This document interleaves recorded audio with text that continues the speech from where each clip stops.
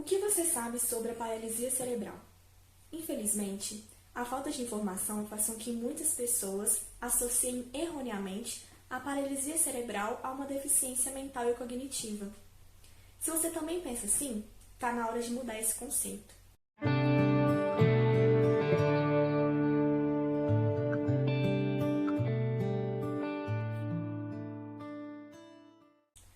Quem não tem conhecimento sobre essa deficiência, imagina que as pessoas com paralisia cerebral possuem o cérebro paralisado, parado, sem a capacidade de pensar ou de interagir.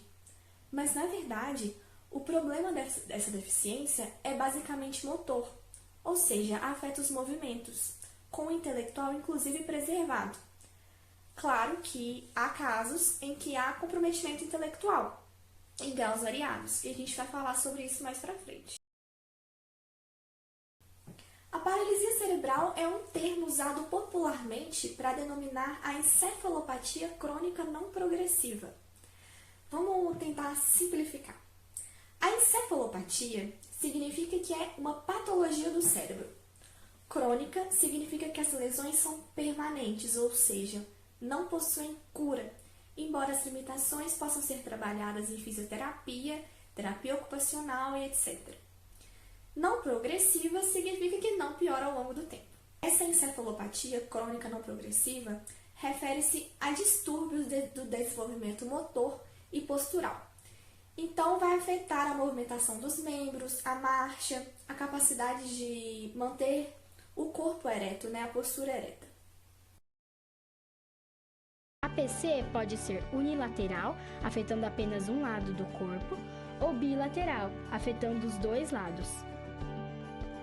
Na PC unilateral, também chamada de hemiplégica, metade do corpo é afetado, mas o maior comprometimento é no braço. Na bilateral, também conhecida como diplégica, as pernas são mais afetadas, mas também pode haver algum comprometimento dos braços. Nos casos em que tanto os braços quanto as pernas estão comprometidos, assim como o tronco, podemos utilizar os termos quadriplegia ou tetraplegia. Outra questão é a severidade da paralisia cerebral. Suponha que essa linha represente a intensidade dos problemas com o movimento. Temos aqui crianças com autonomia para fazer as tarefas do dia a dia e que podem andar e até correr, mas com alguma dificuldade de equilíbrio ou coordenação, por exemplo. Já desse outro lado, são crianças que podem ter bastante dificuldade de manter a postura e provavelmente depende de um adulto para guiar a cadeira e realizar as atividades da vida diária. Aqui, temos uma visão do quanto a intensidade das dificuldades no movimento pode variar. Aqui a gente vai dividir em 3 grupos. Nos fatores pré-natais que ocorrem durante a gestação, a gente vai citar as infecções, que a mãe pode adquirir, a genitora. Por exemplo, sífilis, toxoplasmose, rubéola, citomegalovírus. A gente cita também distúrbios do desenvolvimento cortical, que são malformações anatômicas. Eu não vou explicar uma por uma, mas só para vocês entenderem que podem haver vários tipos, como lisencefalia, esquizencefalia, polimicrogiria. A própria microcefalia pode levar um quadro de paralisia cerebral. E acredito que o mais importante desse grupo de fatores pré-natais são o uso de álcool e drogas. Nos fatores perinatais, que ocorrem durante o parto, a gente vai citar asfixia perinatal por trabalho de parto prolongado, pode estar relacionada aí uma hipóxia tecidual, ou seja, uma falta de oxigenação nos tecidos. A gente cita também traumas físicos produzidos no bebê durante o trabalho de parto. Um exemplo é o mau uso, um uso incorreto do fórceps. A prematuridade é um fator muito importante no caso da criança que desenvolve paralisia cerebral. Quanto mais prematuro for esse bebê, maior vai ser a gravidade. Uma icterícia não tratada pode levar também e uma hemorragia. Agora, dos fatores pós-natais, a gente tem que entender que compreende entre o período após o nascimento até os 2 anos de idade. Por que até os 2 anos de idade? Porque é o período em que o cérebro está imaturo. Então, alguma coisa acontece ali que vai levar a esse quadro de encefalopatia. A gente pode citar infecções do sistema nervoso central, como as meningites. Podemos citar também traumas que essa criança possa sofrer, igual uma queda, né, uma queda grave. Neoplasia do sistema nervoso central, são tumores. Convulsões podem levar a esse quadro, aneurismas e um AVC também pode levar. Então, já sabendo que a encefalopatia crônica não progressiva é um distúrbio congênito de movimentação, tônus muscular e postura, agora sabendo as causas, você pode perceber que essas mesmas etiologias que levam à paralisia cerebral também podem levar a danos que cursam com déficit cognitivo. Então, alterações comportamentais, sensoriais, né, relacionadas à visão, audição e mentais, que a gente costuma ver em pessoas com paralisia cerebral, pode ser tanto ocasionado pela deficiência em si, quanto pela etiologia que leva à paralisia cerebral. E a gente também tem que destacar um outro fator, porque pode ser como consequência das limitações de atividades que restringem o aprendizado, né? Restringem o desenvolvimento de experiências sensoriais e cognitivas pela falta de estimulação daquela criança. E é muito importante a gente falar disso, principalmente levando em conta o assunto da adoção, levando em conta as crianças e adolescentes que vivem em abrigo, que possuem paralisia cerebral. Grande parte dessas crianças foram retiradas de sua família por negligência. Então, a gente tem que ter em mente que o déficit intelectual que aquela criança ou adolescente que está para adoção não é necessariamente causado pela paralisia cerebral, né? E sim pela falta de estimulação e também, obviamente, por causa de fatores associados, que a gente está imaginando grupos de risco. Então, o uso de drogas pela genitora também pode ser um fator de gravidade para esse quadro. Então, eu quero que vocês entendam aqui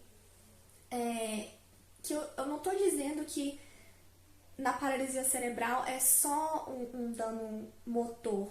Claro que há muitos casos que têm uma deficiência cognitiva considerável, mas eu quero que vocês entendam que a deficiência mental não está obrigatoriamente atrelada à paralisia cerebral, certo? Bom, o diagnóstico ele é essencialmente clínico. Ele vai ser caracterizado através de alterações no movimento e na postura. Há exames complementares, né, que podem auxiliar na confirmação de alterações e para fazer o diagnóstico diferencial, por exemplo, com encefalopatias progressivas. Nesses casos, a gente cita a ressonância magnética para detectar malformações anatômicas, o eletroencefalograma em casos que cursam com epilepsia, e em casos duvidosos, a gente também pode solicitar outros testes, como aqueles para detectar doenças de origem genética, como os erros inatos do metabolismo. Eu acho importante a gente falar do diagnóstico, porque ele não consegue ser feito de imediato após o nascimento. Então, os bebês nos primeiros 3 meses de vida, eles se movimentam por reflexo. E depois, eles começam a ter uma movimentação voluntária. A partir daí, a família tem que ficar alerta com alguns sintomas. Eu vou citar alguns. Não segurar a cabecinha, manter as mãozinhas fechadas e muito próximas ao corpo, não ficar com o corpo esticado.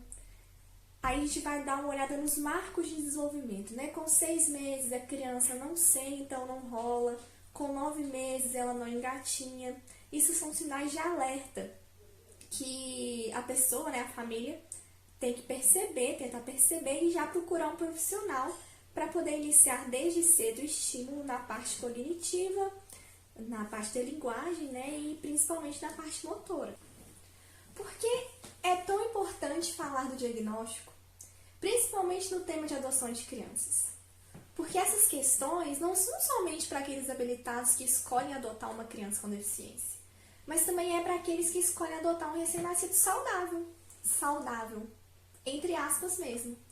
Porque você não consegue garantir que aquela criança terá um desenvolvimento dito normal, ainda mais porque a maioria delas são do grupo de risco. E o que eu quero dizer com esse grupo de risco, eu vou trazer uns dados para vocês. Segundo uma pesquisa do Conselho Nacional do Ministério Público, mais de 80% dos encaminhamentos de crianças e adolescentes a abrigos estão vinculados à dependência química dos pais. E como eu tinha falado anteriormente, o uso de drogas na gestação é um dos fatores de risco para paralisia cerebral. A abordagem terapêutica de uma criança com paralisia cerebral é multidisciplinar. Então, vai ter a ação de vários profissionais de saúde. Então, se você pretende adotar uma criança que possui paralisia cerebral ou qualquer outro tipo de deficiência, tem que ter em mente que essa criança ela vai precisar de uma rede de apoio grande de profissionais de saúde. A gente pode citar aí, por exemplo, a atuação de nutricionista, né, que é importante para garantir um melhor ganho calórico, de nutrientes e para o crescimento e saúde da criança. Muitas vezes é necessário, inclusive, a dieta por gastrostomia, devido a distúrbio de deglutição e broncoaspiração. Vai ter a atuação do neurologista em caso de epilepsia, o ortopedista, né, a fim de procurar alterações que interfiram na qualidade de vida da criança e corrigi-las, né, seja com tratamento conservador ou seja tratamento cirúrgico. A fisioterapia, a terapia ocupacional é uma das áreas da medicina mais importante para oferecer o suporte a essa criança, porque vai atuar no alongamento, na resistência e na adequação de padrões de movimento para essa criança poder se desenvolver de uma maneira melhor. Tem a fono, que vai ajudar na capacidade de sucção e deglutição, e claro, nas técnicas também para facilitação da comunicação. E a psicologia, não somente para a criança, mas também para a família, porque a família precisa desse suporte para poder compreender a situação e também o potencial da criança, né? Nunca subestime uma criança com deficiência, uma criança com PC, porque ela vai te surpreender em vários aspectos, né? Te surpreender de um lado positivo. E há medicamentos que ajudam a controlar essa espasticidade, e também há tratamentos com o que a gente chama de toxina botulínica, né? O Botox, também para o controle da espasticidade.